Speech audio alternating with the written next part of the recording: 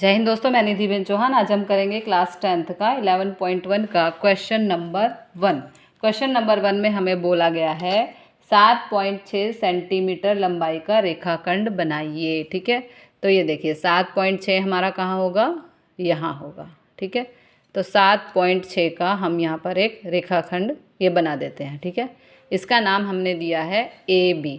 अब क्वेश्चन में दिया गया है कि 5:8, तो 5 और 8 कितना हो गया, 13। ओके, तो सेकंड स्टेप है हमारा, हम यहाँ पर लघु कोण बनाते हुए इस तरह से एक किरण बनाएंगे जिसका नाम देंगे AX। थोड़ी लंबी बनानी है क्योंकि 8 और 5 13, 5 और 8 13, हमें यहाँ पे इसके AX के 13 हिस्से करने हैं, 13 बराबर हिस्से। अब आपको ये स्टेप करते हुए ध्यान रखना है कि प्रकार एक बार जितना खोला है उतना ही हमको रखना है। यदि ये कम ज़्यादा हुआ तो आपका क्वेश्चन पूरा गलत हो जाएगा।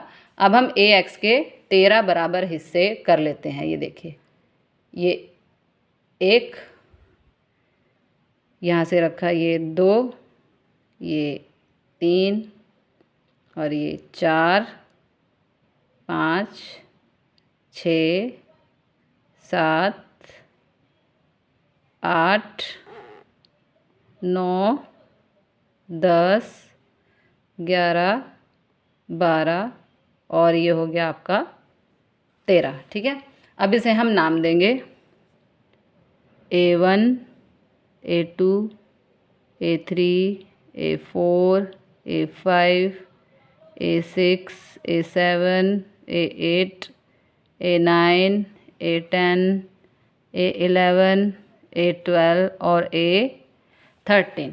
हमें AX के 13 ही हिस्से करने हैं क्योंकि हमें क्वेश्चन में गिवन है 5:8। तो 5 और 8 को यदि हम जोड़ते हैं तो हमें मिलता है 13, इसलिए हमने AX के 13 हिस्से कर दिए। ठीक है, अब हम क्या करेंगे, B और A13 को हम यहाँ पर जोड़ देंगे। ठीक है, ये देखिए हमने यहाँ पर इसको जोड़ दिया है। ठीक है, उसके बाद यहाँ पर हम अपना प्रकार को रखेंगे A13 पर और यहाँ से एक हम चाप लेकर इसको जोड़ देंगे। ठीक है, उसके बाद A5 पे हमें रखना है प्रकार और यहाँ से हमें एक ये चाप लेनी है। ठीक है, उसके बाद देखिए जो ये हमारा यहाँ पर आया है A13 से, इसको हम यहाँ पर नापेंगे ऐसे। ये देखिए, ये हमने अपनी चाप को नाप लिया।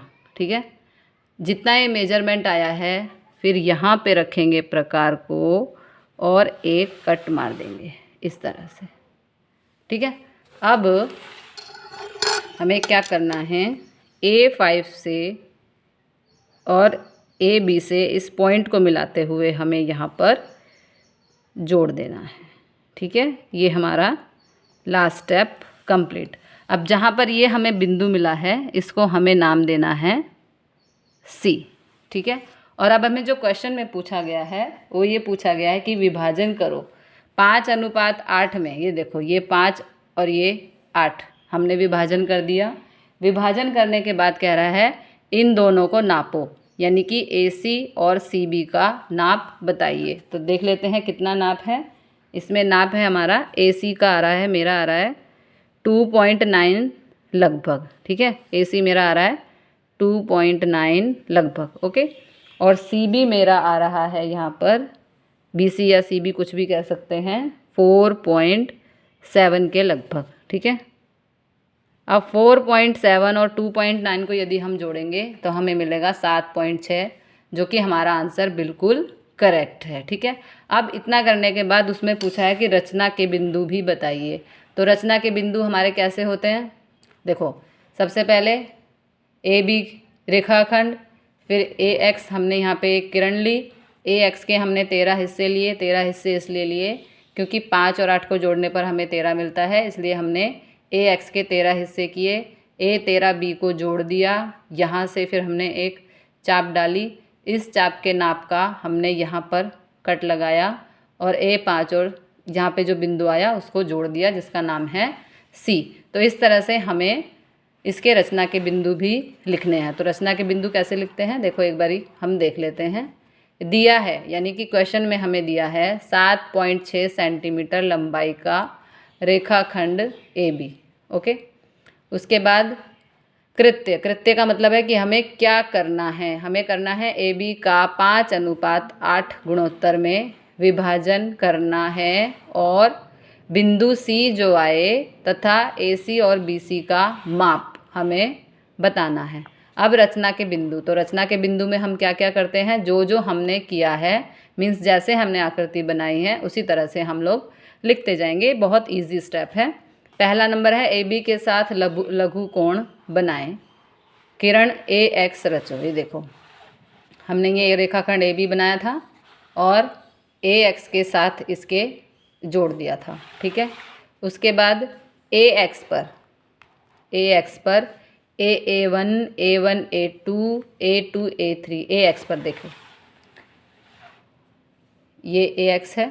ठीक है, जो हमने किरण बनाई थी उससे हमें A1 बराबर A1 A2 बराबर A2 A3 इस तरह से हमें A13 तक पॉइंट बनाने हैं। तो इसे हम इस तरह से लिख देंगे जैसे हमने यहाँ पॉइंट नंबर 2 में लिखा है कि AX पर A1 बराबर A1 A2 बराबर A2 A3 so on A12 A13 बनाएं। ठीक है, उसके बाद ऐसा 13 5 + 8, क्योंकि हमें 5:8 में बनाना है तो 5 + 8 बिंदु A1 A2 A3 so on A13 तक का स्थान बनाएं। BA13 को जोड़ो। देखो, BA13 को जोड़ो, B और A13 को फिर हमने जोड़ दिया। उसके बाद बिंदु A5 में से A13 B के समांतर हो। बिंदु क्या कह रहे हैं, बिंदु A5 में से A13 B के समांतर हो ऐसी रेखा बनाओ। तो ये हमने रेखा बनाई थी ना, पहले हमने A13 B को जोड़ दिया था, फिर हमने यहाँ से एक चाप ली थी, ये वाली चाप। ठीक है, और फिर यहाँ A5 पे रख के फिर हमने चाप ली थी, फिर हमने इसको माप कर यहाँ से यहाँ रख कर इस बिंदु पे रख के फिर हमने एक चाप डाली थी, तो हमें बिंदु ये मिला था। इसको हमने A5 C इससे जोड़ा और इसका नाम दिया C। ठीक है, उसके बाद लास्ट स्टेप है हमारा, बिंदु CAB का 5:8 गुणोत्तर में विभाजन करता है।